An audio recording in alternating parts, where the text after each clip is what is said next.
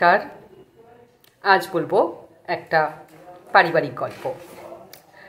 সুমন তার ঘরে পরিবারে রয়েছে তার স্ত্রী রেবা আর একটি ছেলে একটি মেয়ে আর বয়স্ক মা। সুমন প্রচুর কর্মঠ, কাজ করতে ভালোবাসে, কিন্তু সে যে জায়গায় বসবাস করে সেখানে প্রচুর শীত পড়ে। তো ঠান্ডায় একসময় সে কাজে বেরোতে পারছে না। তার কাজটা কি সেটা বলি। সে খুবই গরিব মানুষ। সে রাস্তা থেকে প্লাস্টিক টুকিটাকি জিনিস ডাস্টবিন থেকে কুড়িয়ে নিয়ে সেগুলো তার ঝোলায় ভরে নিয়ে যায়, যেখানে সব কিছু কিনে নেয় আর কি। সেখানে নিয়ে গিয়ে সেগুলো বিক্রি করে যা সামান্য পয়সা পায় সেই সামান্য পয়সা দিয়ে তার সংসার কোনো মতে চলে। এইবারে শীত পড়েছে ভীষণ রকম, এত শীত পড়েছে যে বাইরে বেরোনো যাচ্ছে না। আর যে এইগুলো কিনবে, যে কাবাড়িওয়ালা যে এই জিনিসগুলো কেনে, সে দোকানটাও ঠিক মতনভাবে চলছে না। সবাইকে ছুটিয়ে দিয়েছে একরকম, যে এত শীতে কেউ এসো না। ঠিক আছে, কিন্তু একদিন দেখা গেল সুমনের ঘরে আর খাবার কিচ্ছু নেই। ছেলে মেয়ে সবাই ভীষণভাবে বাবা মায়ের মুখের দিকে তাকিয়ে আছে, তাদের পেট খালি। বয়স্ক মা বউ না হয় বুঝছে সুমনের অবস্থা, কিন্তু ছোট ছোট দুটো বাচ্চা, তারা তো আর বুঝছে না, তারা কি করবে। এদিকে প্রচণ্ড শীতের জন্য ঘরের মাঝে একটু আগুনের ব্যবস্থা করা হয়েছে, সেই আগুনের চারপাশে সবাই বসে আছে। এত খিদে পেয়েছে ছোট ছোট বাচ্চাগুলো বাবাকে শেষ পর্যন্ত বলেই ফেললো, বাবা আজও কি জল খেয়েই কাটাতে হবে? আজও কি আমাদের পেটে কোনো খাবার যাবে না? সুমনের এই কথাটা শুনে খুব খারাপ লাগলো। সে বলল, তাই তো, এই ছোটো বাচ্চা দুটোর কী দোষ? এরাই বা কী করেছে? ঠিক আছে, আমি বেরিয়ে গিয়ে দেখছি কিছু ব্যবস্থা করা যায় কি না। সুমনের বউ রেবা বারণ করলো, বলল, এত ঠান্ডায় বাইরে যেও না, অসুস্থ হয়ে পড়বে। ঠিক আছে, আমরা না হয় জল খেয়েই কাটাবো। কিন্তু সুমন শুনল না, বলল, না, আমাকে আজকে বাইরে যেতেই হবে। বলে সে তার পুরনো বস্তাটা নিয়ে বেরিয়ে পড়ল। বেশ কিছু ডাস্টবিনের পাশ থেকে প্লাস্টিকের বোতল, প্লাস্টিক আরও টুকিটাকি টিনের জিনিস সে সেই বস্তার মধ্যে ভরে সেই যে তার কাবাড়িওয়ালার দোকান সেখানে গেল। যাওয়ার পরে দোকানদার তখন দোকানটা খুলে একটুখানি খোলা রেখেছিল। সে গিয়ে বলল, বাবু আমার এই জিনিসগুলো নিয়ে নিন আর আমাকে সামান্য কিছু পয়সা দিয়ে দিন। শুনে কাবাড়িওয়ালা বলল, তুমি এই শীতের মধ্যে বাইরে বেরিয়েছো কেন? এখন তো কাজ বন্ধ, সবাইকেই আমি আসতে বারণ করেছি, তবুও দোকানটা খুলেছি, আমার ব্যবসা, আমাকে খুলতেই হবে।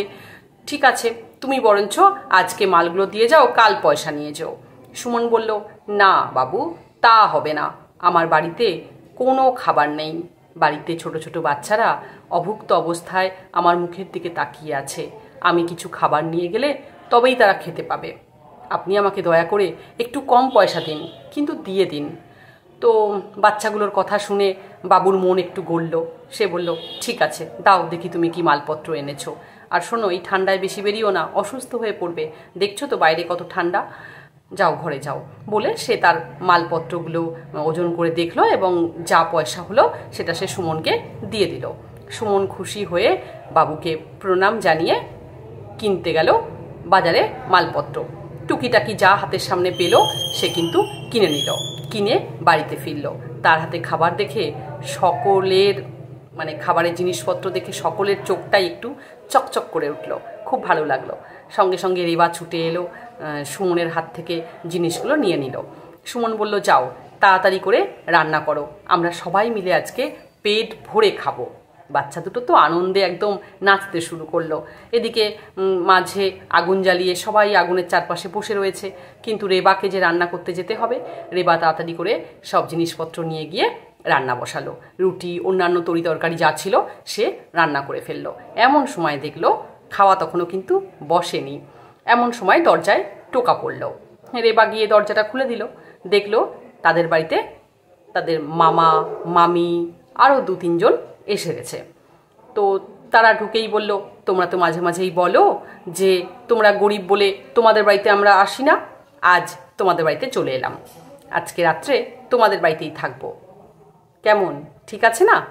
রেবা কি আর বলবে, রেবা বলল, হ্যাঁ খুব ভালো করেছেন, আসুন আসুন ভিতরে আসুন, বলে বসার জায়গা করে দিল। তারা বলল, ঠিক আছে, তোমাদের রাত্রে কিছু খাবার আছে না কিছুই নেই? তোমাদের অবস্থা দেখে না সত্যিই দয়া হয়, কিন্তু কি করব বলো, তোমরাই বারবার ধরে বলো তোমরা গরিব বলে তোমাদের বাড়িতে আসি না, তাই এলাম, দেখি তোমরা কি আপ্যায়নটি করতে পারো। তখন রেবা যে রান্নাগুলো হয়েছিল সেই রান্নাগুলো সুন্দর করে সাজিয়ে নিয়ে এলো মামা মামি এবং তাদের যে ছেলে মেয়ে আর সব যে এসেছিল তাদের কাছে। তারা খুব আনন্দের সঙ্গে খাবারগুলো খাচ্ছিল আর বলছিল, ব্যাস এই, আর কিছু নেই? একটু চাটনি, একটু লস্যি, আর কিছু নেই বা মিষ্টি? তো রেবা বলল, না আর কিছু নেই, আমাদের আজকে এই খাবারই রান্না হয়েছে। তো আর যা আছে তারা বারবার করে চাইতে শুরু করলো, ঠিক আছে ঠিক আছে, রুটি নিয়ে এসো, তরকারি নিয়ে এসো। হ্যাঁ, রেবা কি আর করে, রেবা যা তরকারি, রুটি, পেঁয়াজ, লঙ্কা যা ছিল সব ওদেরকে কেটে কেটে দিয়ে দিল। তারা তো মনের আনন্দে খুব ভালো করে সব খেয়ে নিল। খেয়ে নিয়ে বলল, না রেবা, তোমার রান্নাটা ঠিক ভালো তুমি করতে পারো না। ইতিমধ্যে তখন সুমন বলল, আচ্ছা মামা, তুমি যে রান্না ভালো হয়নি, কই আগে তো বললে না? খাবারগুলো তো সব খেয়ে নেওয়ার পরে বললে নাকি? তখন মামা বলল, এই জন্যই তো তোমাদের বাড়িতে আসি না, না একদম থাকতে ইচ্ছা করে না। যাক গিয়ে কি আর করব, যা পেয়েছি তাই খেয়েছি, আজকে রাত্রে তো কাটিয়ে নিই। এদিকে তখন রেবা দেখলো তাদের যে রান্নাগুলো সে করেছিল সেগুলো প্রায় শেষ, একেবারে নেই বললেই চলে। তো রেবা রাত্রে সেই খাবারগুলো ছেলে মেয়েকে দিতে যাবে, এমন সময় দেখলো দরজায় আবার টোকা পড়েছে। রেবা আবার গিয়ে দরজা খুলল, দেখলো একজন বয়স্ক, বেশ দরিদ্রই মনে হচ্ছে, সে এবং তার ছেলে ওই দরজায় এসে হাজির। বলল, মা, আমাকে একটুখানি রাত্রের জন্য আশ্রয় দেবে? আমি অনেক দূর থেকে আসছি, এত বাইরে ঠান্ডা আর রাতও হয়ে গেছে, আমি আর পথ চলতে পারছি না। আর আমার এই ছোট বাচ্চাটি দেখছো, এ তো আর একদম পারছে না, বাইরে থাকলে কি জানি অসুস্থ হয়ে পড়বে। তুমি কি রাত্রে আমাকে একটু থাকার জায়গা দেবে? আর একটু আগুন, ওই তো দেখতে পাচ্ছি তোমাদের ঘরের ভিতরে আগুন জ্বলছে, তাহলে আমরা দুজনেই একটু উপকৃত হই, বেঁচে যাই। রেবা বলল, নিশ্চয়ই, আসুন আসুন ভিতরে আসুন, বলে তাদেরকে যেই ভিতরে ঢোকালো তারা তো ছুটে গিয়ে আগুনের পাশে দাঁড়িয়ে পড়লো, বসে পড়লো। তারপরে সেই আগুনে তাদের হাত গা সেঁকতে শুরু করলো। এই দেখে মামা মামি যারা ছিল তারা বলল, এই জন্যই তো না তোমাদের গরিবদের এই অবস্থা, দেখো যাকে পারলে তাকে এই চেনো না জানো না তাকে তুমি বাড়িতে ঢুকিয়ে দিলে এবং তাদেরকে এই আগুন পোয়াতে বসিয়ে দিলে এবং আমাদের সঙ্গে তাদেরকে থাকতে দেবে বলছো, এটা কি ঠিক হচ্ছে? সুমন বলল, দেখুন, অচেনা কেউই নয়, আমিও মানুষ, উনিও মানুষ, উনি আজকে বিপদে পড়েছেন, কষ্টে পড়েছেন, আজকে ওনাকে কি করে আমি ঘরের বাইরে করে দিতে পারি? এটা আমি পারবো না। তখন রেবা কি করলো, সামান্য যা দু একটা রুটি ছিল শুকনো, তাই পেঁয়াজ আর লঙ্কা দিয়ে ওই বয়স্ক মানুষকে আর সেই বাচ্চাটাকে খেতে দিল। তখন তারা তো অনেকক্ষণ ধরে অভুক্ত ছিল, তো তারা সঙ্গে সঙ্গে সেই খাবারগুলো তৃপ্তি সহকারে খেয়ে নিল। খাওয়ার পরে যখন অন্যের মুখের দিকে তাকালো তখন বুঝতে পারলো যে তাদের কারোই আর খাওয়া হয়নি। তখন সেই বয়স্ক ভদ্রলোক বললেন যে, তোমরা তো দেখে সবার মুখ দেখে মনে হচ্ছে তোমরা কিছু খাওনি, যাও না খেয়ে নাও। তখন সুমন আর রেবা বলল, আমাদের ঘরে আর কোনো খাবার নেই, যা ছিল তা সব শেষ হয়ে গেছে, কোনো ব্যাপার না, আজ আমরা একটু জল খেয়েই কাটিয়ে দেবো, মাঝে মাঝেই তো আমরা এরকম জল খেয়েই কাটাই। তখন সেই বয়স্ক ভদ্রলোক বললেন যে, তোমরা এত দয়ালু, আমি একজন বাইরের লোক, আমাকে তোমরা চেনো না জানো না, আমার এই ছেলেটা সত্যিই বলছি কয়েকদিন ধরে খায়নি, এখন না খেতে পেলে না জানি ওর কি অবস্থা হতো। তোমরা নিজেদের ছেলে মেয়ে বয়স্ক মা এদেরকে না খাইয়ে আমাদেরকে খাবারটা দিয়ে দিলে, তোমাদের মতন দয়ালু মানুষ আর হয় না। তোমরা এত গরিব দেখে আমার খুব খারাপ লাগছে, তোমাদের তো অনেক উঁচু পদ পাওয়ার কথা, তোমরা সত্যি আমি আশীর্বাদ করছি তোমরা ধনী হবে, তোমাদের অনেক সম্পদ হবে। এই কথা শুনে মামা মামি যারা ছিল তারা তো রেগে সেই বাড়ি থেকে বেরিয়ে গেল, বলল, না এই জায়গায় আমরা আর থাকতে পারবো না, একজন বয়স্ক কি দরিদ্র মানুষ, ছেঁড়া কাপড় জামা পরে এসছে, একটা শীতের কাপড় তাদের কাছে নেই, তারা এসে এই সব বড় বড় কথা বলছে, তারা আবার তোমাদেরকে ধনী করে দেবে বলছে।